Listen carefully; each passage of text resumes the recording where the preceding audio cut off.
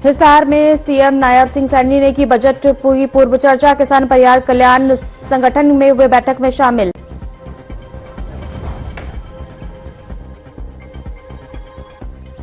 चंडीगढ़ में सीएम सैनी से मिले हरियाणा पंजाब के कलाकार। युवाओं को गाने के जरिए नशे से दूर रखने के लिए करेंगे प्रोत्साहित।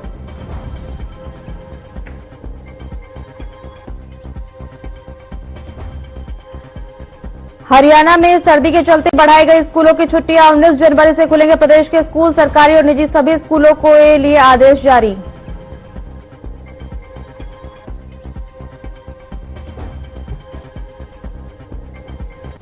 फरीदाबाद के बल्लभगढ़ में हवाई फायरिंग का मामला। रंजिश के चलते देर रात की वारदात को अंजाम। सूचना के बाद मौके पर पहुंची पुलिस जांच में जुटी।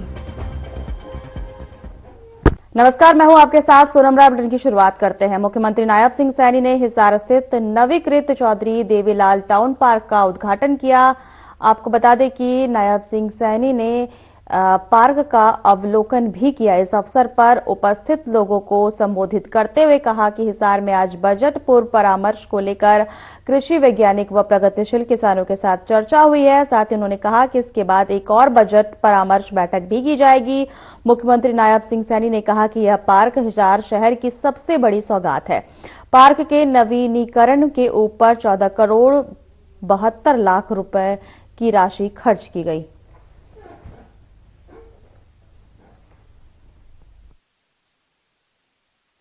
इसी बहाने से ये जो ताऊ देवीलाल पार्क का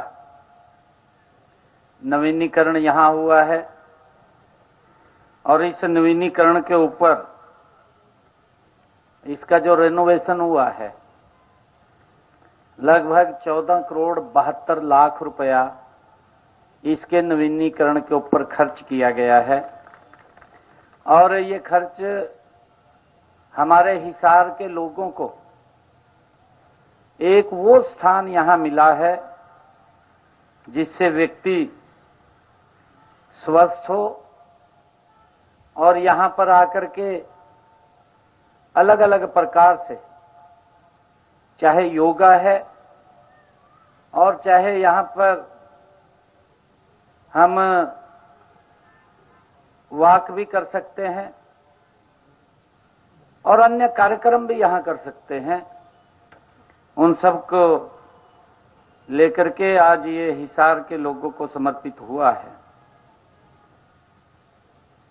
जैसा बताया भी गया है कि इस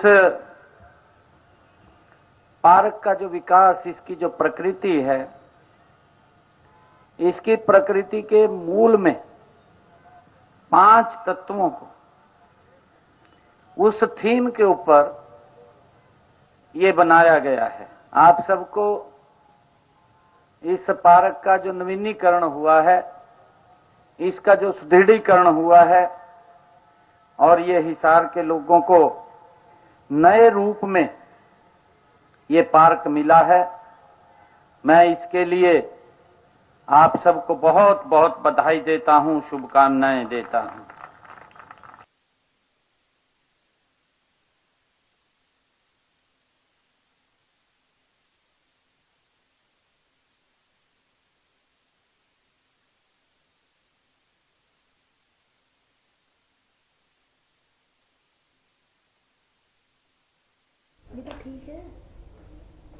हिसार में सीएम नायब सिंह सैनी की अध्यक्षता में प्री बजट पर बैठक हुई, जिसमें किसान के साथ सीएम सैनी ने बजट को लेकर चर्चा की।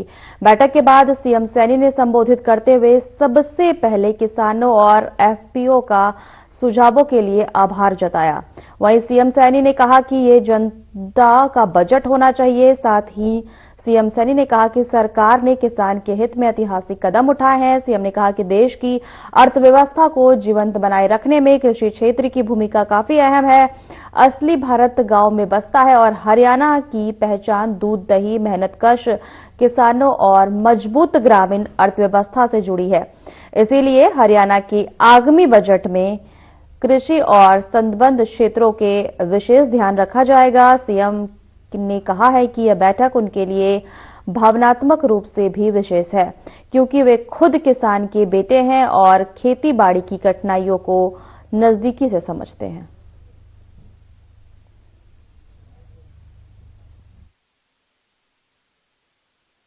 जब से बजट परामर्श बैठकें शुरू हुई हैं गुरुग्राम के अंदर,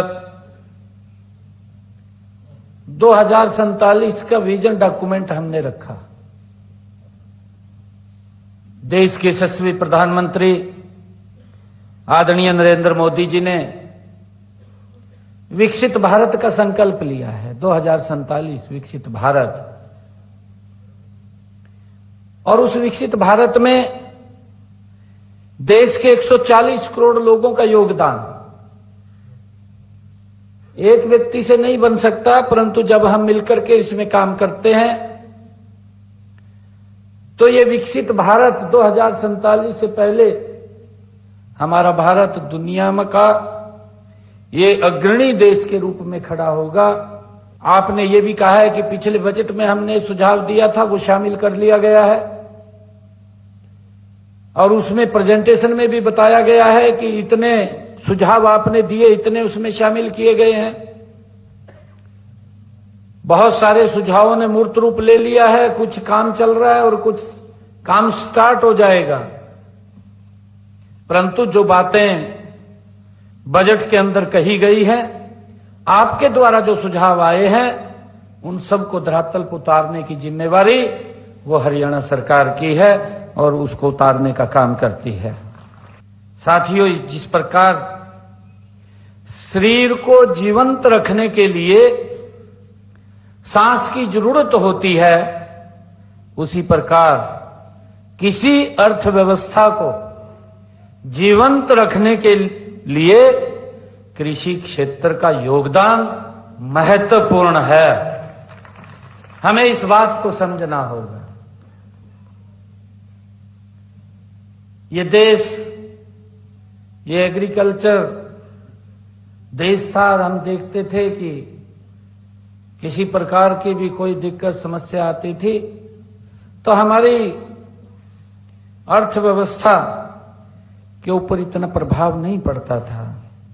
साथियों, आपने पिछले 9 जनवरी 2025 को यहीं हिसार में बजट पूर्व परामर्श की बैठक में जो सुझाव दिए थे, आपने वो सिद्ध किया है कि हरियाणा का किसान केवल खेतों तक सीमित नहीं है, उसकी सोच दूरदर्शी, उसकी दृष्टि नीतिगत है और उसका सरोकार पूरे प्रदेश के भविष्य के साथ जुड़ा हुआ है। ये आपने सिद्ध किया है। साथियों, उस बैठक में जैसे बताया भी गया है कि आप लोगों ने 161 बहुमूल्य सुझाव, जब पिछले वर्ष बजट पूर्व परामर्श हो रहा था ये हिसार के अंदर, 161 सुझाव आप लोगों ने, महत्वपूर्ण सुझाव आप लोगों ने दिए थे। और आपकी सोच व अनुभव, उसको देखते हुए हमने बजट के अंदर 99 महत्वपूर्ण सुझावों को पिछले बजट के अंदर शामिल भी किया था। साथियों, आपके सुझावों के आधार पर हमने कृषि क्षेत्र में कई ऐतिहासिक और व्यवहारिक निर्णय आपके सुझावों के ऊपर हमने लिए हैं। रतिया में चोरी की घटनाएं थमने का नाम नहीं ले रही है। इस बार चोरों ने शहर के वार्ड नंबर 6 स्थित शमशान घाट को निशाना बनाया। चोर शमशान घाट से पानी की मोटर, 13 नल की टोटियां और गेट तक चोरी कर ले गए। वहीं घटना के बाद इलाके में हड़कंप मच गया और सैकड़ों लोग मौके पर इकट्ठा हो गए। सूचना मिलते ही पुलिस मौके पर पहुंची और स्थानीय लोगों ने बताया कि शमशान घाट के पहले ही कई बार चोरी हो चुकी है। वहीं वार्डवासियों ने यहां सीसीटीवी कैमरे लगाने की मांग की है। पुलिस ने शक के आधार पर 2 युवकों को हिरासत में लेकर पूछताछ शुरू कर दी है। शमशान घाट जी वार्ड नंबर 5 में है, जीडी ज्योति स्कूल के पास। हाँ जी। ये पहले तो मोटर चोरी हो गई थी हमारी यहाँ से जी, उसके बाद जो लोहे के पिलर होते हैं ना वो ले गए थे पाड़ के जी। उसके बाद ये रात ये टूटी उखाड़ के ले गए सारी जी। कितनी टूटियां हैं? ये 13 टूटी हैं जी। 13 टूटियां हैं। रात की गल है? ये रात की बात है जी। हमने सुबह देखा, ये नहीं पता, परसों देखा था, कल रात की है कि दिन की, ये नहीं पता जी पक्का। अपने रतिया के वार्ड नंबर 5 में शमशान घाट में खड़े हैं जी। आपको पता है भी हम भी एमसी के रूप में 3.5 साल से सेवा कर रहे हैं।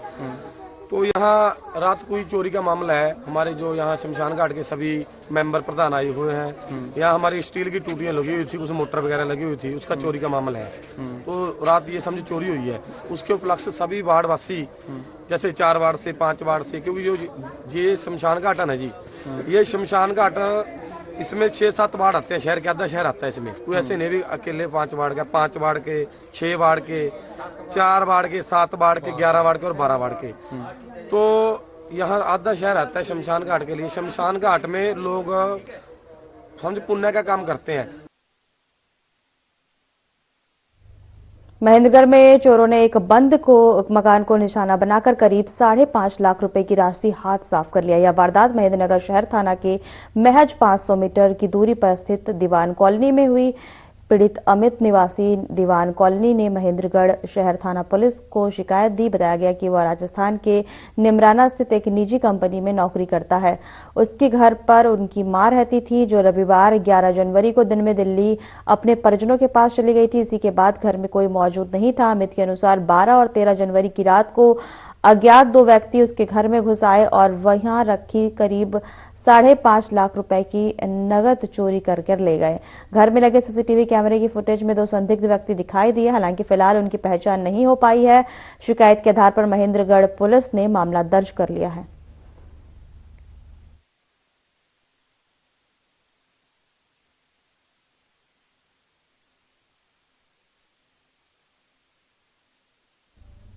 मुख्य सचिव कार्यालय ने परिवहन विभाग को पत्र लिखकर सभी सरकारी बसों में ड्राइवर और कंडक्टर के लिए सीट बेल्ट उपलब्ध करवाने के निर्देश दिए हैं। साथ ही वो roadways bus driver seat belt नहीं लगाएंगे, उनके खिलाफ जुर्माना लगाया जाएगा और विभागीय कार्रवाई भी की जाएगी। आपको बता दें, यह कदम बस ड्राइवरों की सुरक्षा सुनिश्चित करने और दुर्घटना को कम करने के लिए उठाया गया है।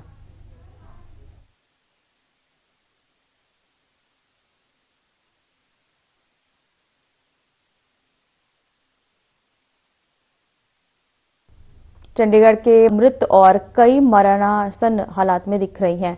आपको बता दें, मौके पर पहुंची हमारी टीम ने देखा कि गौशाला में भारी गंदगी थी और चारे पानी की जगह गोबर जमा था। गौशाला में मौजूद एनिमल कारकास इंसिनरेटर प्लांट पिछले एमओएच डॉक्टर इंद्रदीप कौर को निलंबित कर दिया और कई संविदा कर्मियों की सेवाएं समाप्त कर दी है। प्रशासन ने मजिस्ट्रियल जांच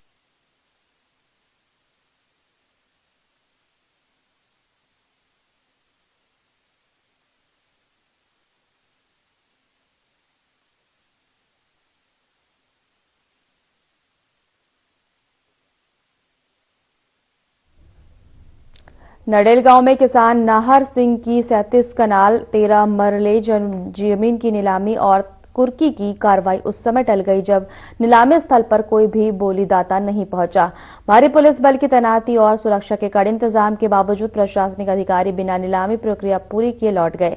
इस दौरान भारतीय किसान यूनियन से जुड़े हरियाणा और पंजाब के किसान विरोध स्वरूप शांतिपूर्ण धरना प्रदर्शन कर रहे थे, जबकि आढ़ती पक्ष ने कानूनी प्रक्रिया पर विश्वास जताया। नीलामी के लिए किसान नाहर सिंह के वारिसों को समन जारी किया गया था। हालांकि बोलीदाता न पहुंचने से प्रक्रिया स्थगित हो गई। वहीं नायब तहसीलदार रसविंदर ने बताया कि सभी औपचारिकताएं पूरी कर ली गई थी, लेकिन बोलीदाता के अभाव से नीलामी नहीं हो सकी और मामले की रिपोर्ट उच्च अधिकारियों को भेज दी गई है।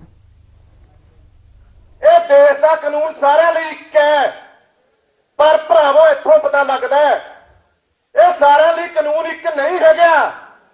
ਜਿਹੜੀ ਪੁਲਿਸ ਨੂੰ ਕੁੱਛੜ ਦੇ ਵਿੱਚ ਲੈ ਕੇ ਆਈ ਹੈ ਬਾਣੀਆਂ ਨੂੰ ਅੱਜ, ਭਰਾਵੋ ਸਾਰਿਆਂ ਨੂੰ ਪਤਾ ਹੈ ਸਿਰੇ ਦਾ ਕਰਪਟ ਹੈ ਬੰਦਾ। ਕਿਹੜੇ ਹਿਸਾਬ ਨਾਲ ਕਿਸਾਨ ਤੇ ਉਹਨੇ ਕਰਜ਼ਾ ਦੇ ਕੇ ਕਿਵੇਂ ਵਿਆਜ ਤੇ ਵਿਆਜ ਲਾ ਕੇ ਕਰਜ਼ਾ ਚਾੜਿਆ। ਕਹਿਣ ਨੂੰ ਕਈ ਲੋਕ ਕਹਿ ਦਿੰਦੇ ਨੇ ਵੀ ਕਰਜ਼ਾ ਲੈ ਲੈਂਦੇ ਨੇ ਬਾਅਦ ਚ ਮੋੜਦੇ ਨਹੀਂ। ਬਿਲਕੁਲ ਕਰਜ਼ਾ ਮੋੜਨ ਨੂੰ ਤਿਆਰ ਆ। ਸਾਡੇ ਆਗੂ ਲਗਾਤਾਰ 3 ਮੀਟਿੰਗਾਂ ਲਾ ਚੁੱਕੇ ਨੇ ਸੇਠ ਦੇ ਨਾਲ ਤੇ ਹਰ ਵਾਰ ਗੱਲਬਾਤ ਕਾਨੂੰਨ ਨਹੀਂ ਤੋੜਦੇ, ਇਹ ਸੇਠ ਤੋੜਦਾ ਹੈ। ਕਿਉਂਕਿ 8,60,000 ਰੁਪਇਆ ਸਾਡੇ ਕਿਸਾਨ ਨੇ ਕਰਜ਼ਾ ਲਿਆ ਸੀ, ਮਜਬੂਰੀ ਸੀ, ਬੇਵਸੀ ਸੀ, ਨਹੀਂ ਮੋੜ ਸਕਿਆ। ਬੈਠ ਕੇ ਗੱਲ ਹੁੰਦੀ ਹੈ, ਮੀਟਿੰਗ ਹੁੰਦੀ ਹੈ ਇਹਨਾਂ ਨਾਲ, ਸੇਠ ਨਾਲ, ਤਾਂ ਉੱਥੇ ਪੁੱਛਿਆ ਜਾਂਦਾ ਇਹਨੂੰ ਵੀ ਪੈਸੇ ਕਿੰਨੇ ਨੇ ਤੇਰੇ, ਇਹ ਕਹਿੰਦਾ मैं 8,60,000 रुपए ਦਿੱਤੇ ਨੇ। रादौर क्षेत्र के गांव पोटली के किसान 4 महीने से निर्माणाधीन अंबाला शामली नेशनल हाईवे पर खेतों तक का रास्ता न मिलने के कारण धरने पर बैठे हैं। किसानों का कहना है कि हाईवे निर्माण के बाद खेतों तक पहुंचने में कठिनाई हो रही है, जिससे उनकी आजीविका प्रभावित हो रही है। वहीं धरने में भारतीय किसान यूनियन के प्रदेश अध्यक्ष रतन मान भी शामिल हुए, जिन्होंने किसानों की मांग को जायज बताते हुए चेतावनी दी कि अगर समस्या का समाधान नहीं हुआ तो आंदोलन तेज किया जाएगा।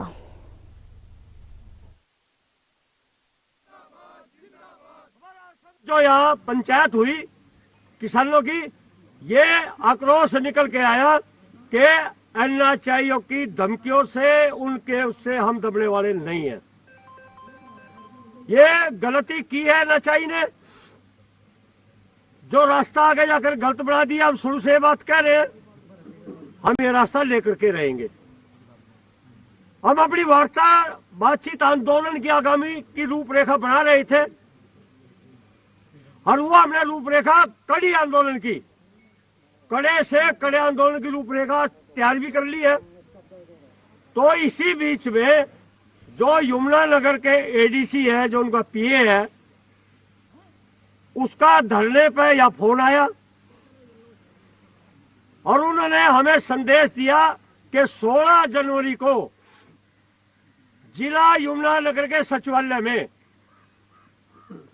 जो हमारे रौदौर से विधायक भी हैं और कृषि मंत्री हैं श्याम सिंह राणा जी, मुख्यमंत्री ने उनको इस समस्या का हल करने के लिए अधिकृत किया गया, इनकी ड्यूटी लगाई गई है, जिम्मेदारी लगाई गई।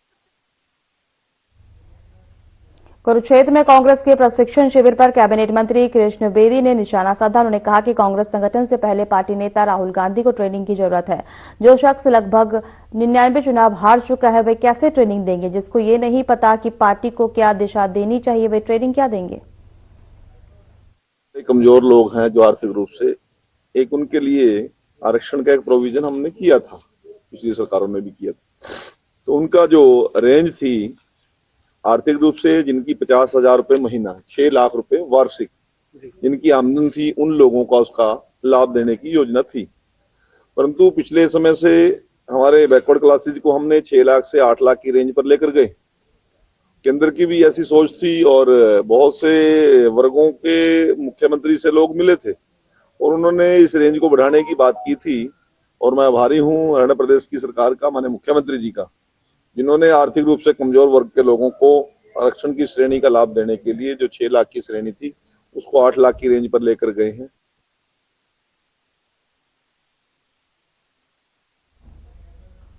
हरियाणा के ऊर्जा परिवहन एवं श्रम मंत्री अनिल विज ने कहा कि भारतीय जनता पार्टी के शासनकाल में भारत की विदेश नीति अभूतपूर्व रूप से सफल रही।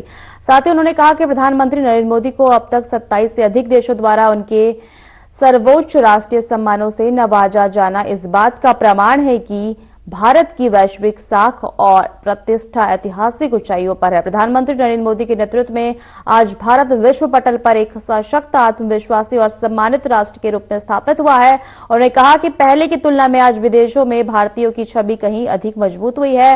वैश्विक मंचों पर भारत की बात गंभीरता से सुनी जा रही है।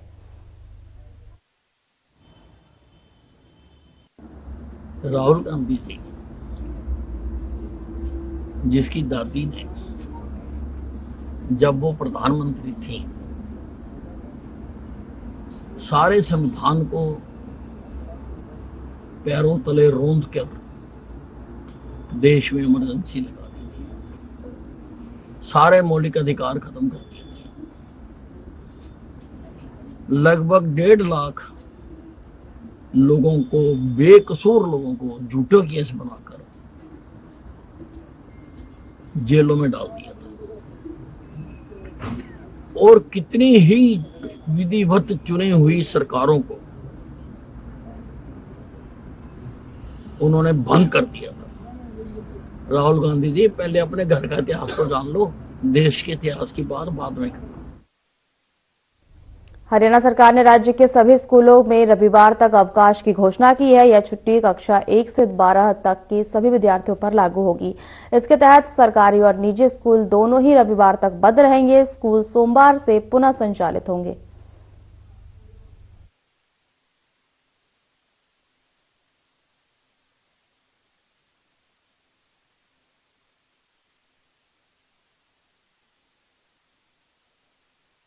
ईडी की छापेमारी को लेकर हरियाणा सरकार में रहे पूर्व कैबिनेट मंत्री करण दलाल कांग्रेस नेता महेंद्र प्रताप और वरिष्ठ कांग्रेस नेता विजय प्रताप की आवास पर पहुंचे और वहां उन्होंने छापेमारी के खिलाफ कड़ा बयान दिया। करण दलाल ने कहा कि बीजेपी सरकार प्रवर्तन निदेशालय, आयकर विभाग का राजनीतिक दबाव बनाने और विपक्ष को डराने के लिए गलत इस्तेमाल कर रही है। उन्होंने कहा कि इस पूरे प्रकरण की जानकारी कांग्रेस पार्टी के आलाकमान को दी जाएगी। जिन नेताओं के घरों पर छापेमारी हुई है, उनके परिवारजनों से भी बातचीत की जाएगी। पार्टी के नेतृत्व से जो भी निर्देश प्राप्त होंगे, उसी के अनुसार आगे की कार्रवाई की जाएगी।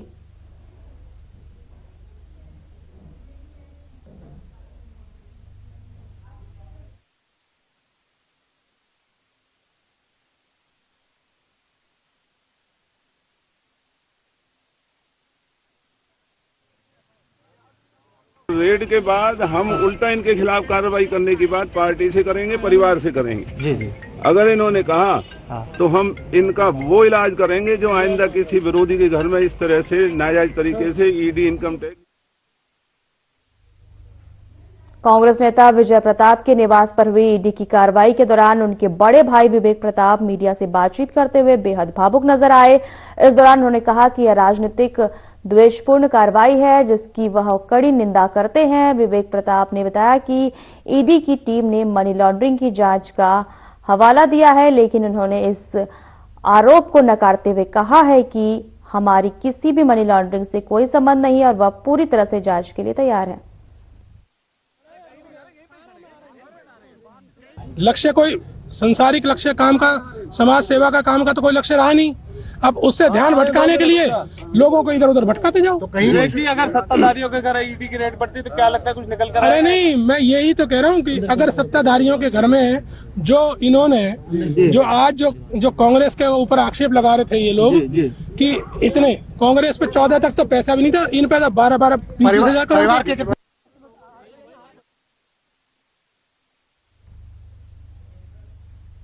फिलहाल हमारे खास बुलेटिन में इतना ही। नमस्कार।